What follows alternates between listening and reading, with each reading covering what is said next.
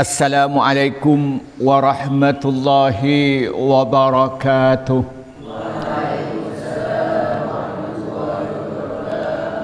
Alhamdulillahi rabbil alamin. Wassalatu wassalamu ala asrafil anbiya'i wal mursalin, amma ba'du.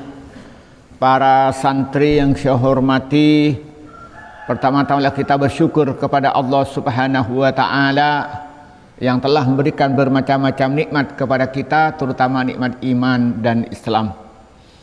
Kedua kalinya rahmat dan salam semoga dicurahkan pada Nabi Muhammad sallallahu alaihi wasallam. Para santri yang saya hormati, pada pertemuan kali ini kita akan mengkaji kitab Al-Kabair yang dikarang oleh Imam Az-Zahabi. Pada pertemuan kali ini kita akan mengkaji tentang dosa besar yang ke-25, yaitu dosa sumpah palsu. Dengan sub pembahasan bahwa orang yang melakukan dosa palsu itu akan mendapatkan azab yang sangat pedih di akhirat kelak. Bismillahirrahmanirrahim. Wa an Abi Dzarrin radhiyallahu anhu, dan hadis datangnya dari sahabat Abu Dzar Al-Ghifari, anin Nabi sallallahu alaihi wasallam, dari Nabi Muhammad sallallahu alaihi wasallam. Qala, bersabda siapa Nabi Muhammad sallallahu alaihi wasallam, salasatun, adapun tiga, itu la yukallimuhum, tidak bicara hum kepada mereka, Allah, siapa Allah, yaumal kiamati, pada hari kiamat, wala yuzakihim, dan tidak mensucikan siapa Allah him pada mereka, walahum, dan itu bagi mereka azabun, adapun siksa, alimun, yang pedih. Faqara'ah, maka mengulang-ulangi membaca biha dengan tiga ancaman pada tiga golongan yang tidak Allah bicara dengannya. Siapa Rasulullah salah samarratin, dengan tiga kali. Faqala, lalu berkata siapa Abu Dzarrin, sahabat Abu Dzarrin, khabu, celaka mereka bertiga, wahasiru dan rugi siapa mereka bertiga, ya Rasulullah, wahai Rasulullah. Man, siapa mereka, hum, man, siapa hum mereka, wahai Rasulullah. Qala, menjawab siapa Nabi, al-musbilu, satu yang memanjangkan bajunya ke bawah, wal mannanuh, orang yang nyebut-nyebut pemberiannya, wal munfiku, dan orang yang menafkahkan sil'atahu, pada barang dagangannya, wal munfiku, orang yang menjual sil'atahu, pada barang dagangannya, bil halafi, dengan sumpah, al-kadhibi, yang dusta. Wa qala, dan bersabda siapa Nabi Muhammad sallallahu alaihi wasallam, al-kabairu, adapun dosa besar, al-isyraku, yaitu menyekutukan billahi, pada Allah, wa uququl walidaini, dan menyakiti kedua orang tua, wa qatlun nafsi, dan membunuh jiwa, wal yaminu, dan sumpah, al-ghamusuh, yang menjerumuskan ke dalam api neraka. Akhrajahu, meriwayatkanhu pada hadis Al-Bukhari, sebab Bukhari fi sahihi, dalam kitab sahihnya Bukhari. Wal ghamus, adapun makna ghamus, ya ghamus allati yata'ammadu, yang sengaja siapa orang al-kidzbah, pada bohong, fiha, dalam sumpah. Sumiyat, dinamai apa, al-yaminul ghamus, ghamusan, pada ghamus, li'annaha, karena sungguhnya sumpah palsu, tumisu, menenggelamkan apa sumpah palsu, al-halifah, pada orang yang bersumpah, fil ismi, di dalam dosa. Wakilan, diucapkan, tumisuhu, menenggelamkan apa sumpah palsu, hu, kepada halif, kepada orang yang sumpah, finari, dalam api neraka. Di sini wa an Abi Dzarrin 'anil Nabi sallallahu alaihi wasallam qala. Hadis datangnya dari sahabat Abu Dzar Al-Ghifari. Abu Dzar Al-Ghifari meriwayatkan hadis dari Rasulullah sallallahu alaihi wasallam. Rasulullah bersabda. Apa sih sabdanya? Apa katanya? Salasatun la yukallimuhumullahu yaumal qiyamah wa la yuzakkihim wa lahum azabun alim.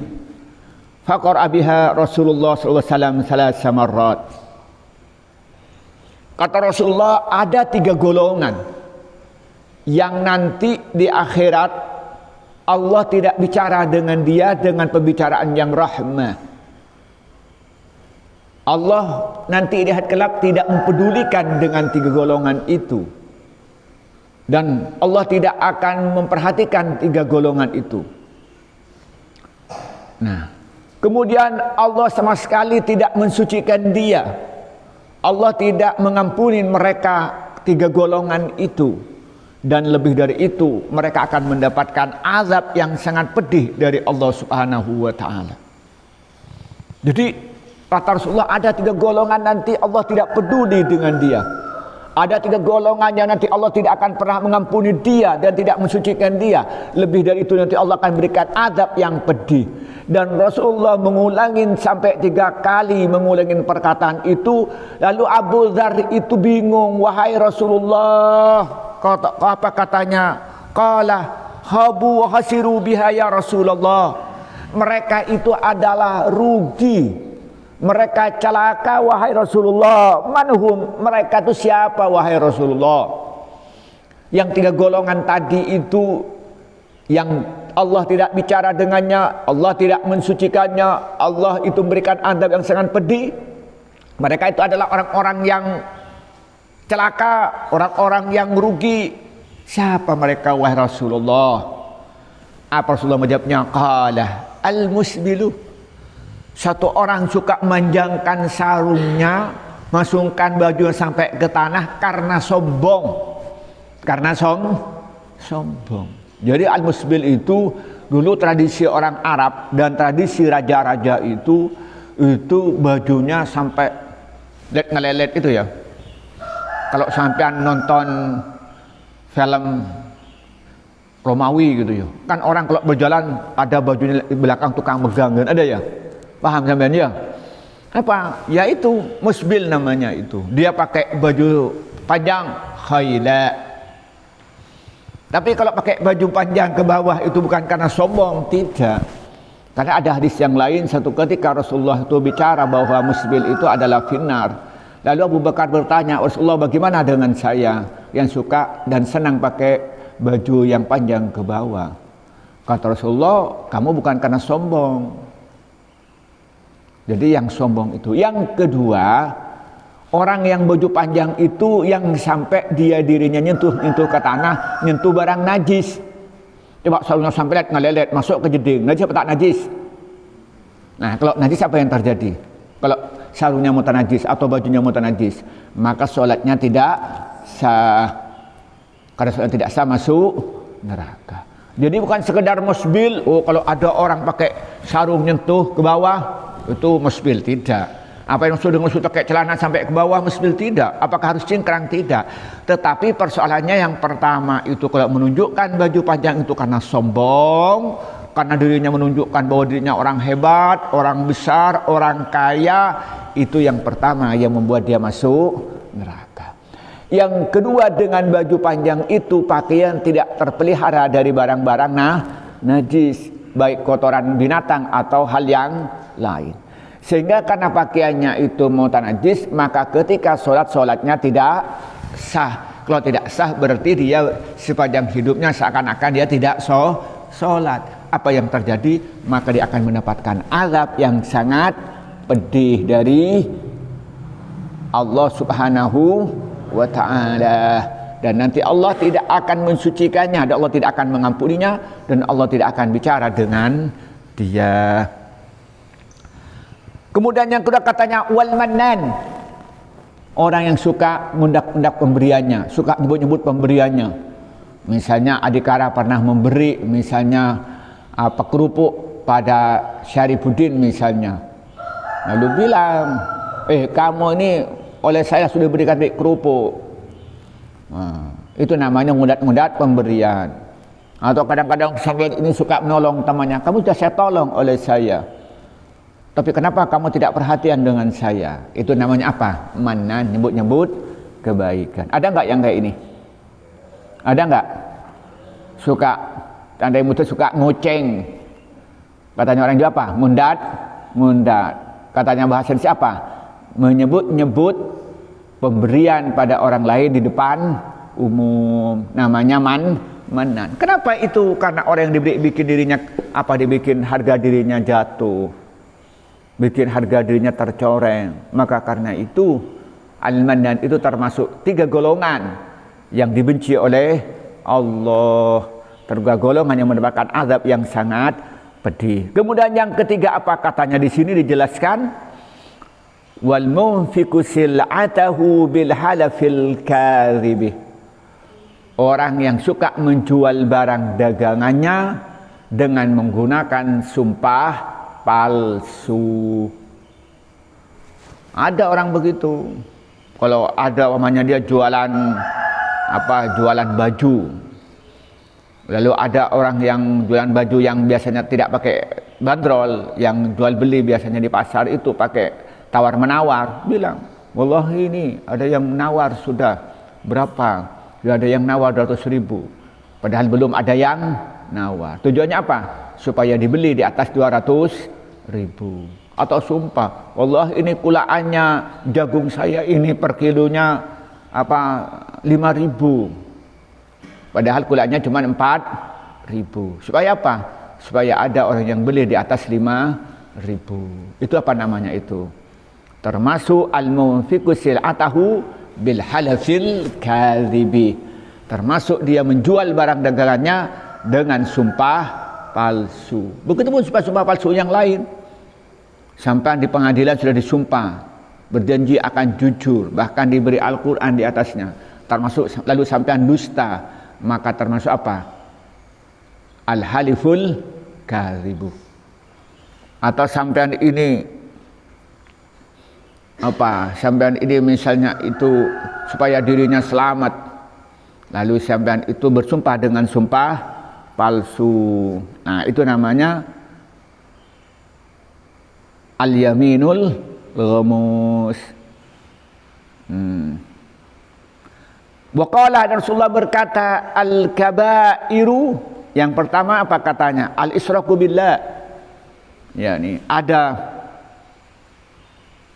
ada dosa-dosa besar yang disebutkan oleh Rasulullah di sini, itu ada 6. Yang pertama al-isyraku billah, menyekutukan Allah dengan yang lain. Al-isyraku billah itu ada 2. Ada al-asghar, ada al-akbar.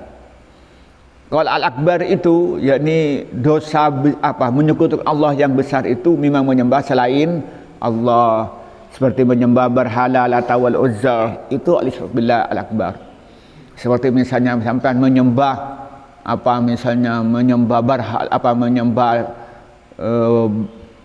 memberi sembahan kepada kayu-kayu besar. Itu termasuk dosa besar yang mengeluarkan dari agama. Ada asyirkul asghar. Apa syirkul asghar? Itu melaksanakan sesuatu itu bukan karena Allah atau karena riya. Umpamanya riya misalnya itu riyan, misalnya ngaji kadang supaya dipuji oleh calon istrinya, itu termasuk asyirkul asghar. Nah, misalnya siapa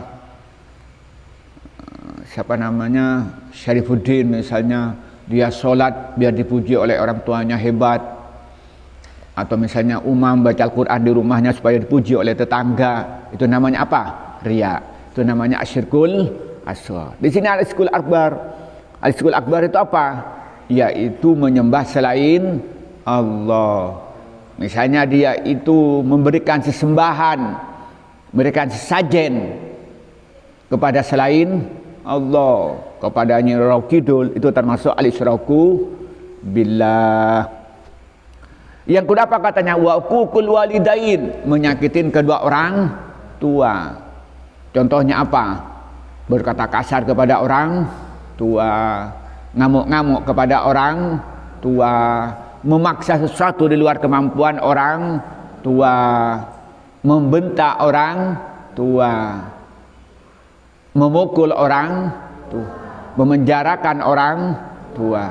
Itu termasuk apa? Uququl walidain. Kita kepada orang tua tidak boleh menyakitin, berkata saja tidak boleh, apalagi sampai orang tua itu merasa tersakiti. Kata-kata tidak sopan itu termasuk uququl walidain. Itu termasuk apa? Dosa besar. Wa qatlun nafsi, membunuh. Nah, itu jarang lah orang membunuh. Kalau orang-orang santri tidak mungkin lah membunuh. Bisa membunuhnya dengan senjata tajam, bisa membunuhnya dengan racun. Itu termasuk qatlun nafsi. Atau dia itu menjerumuskan ke jurang sehingga mati, itu termasuk qatlun nafsi.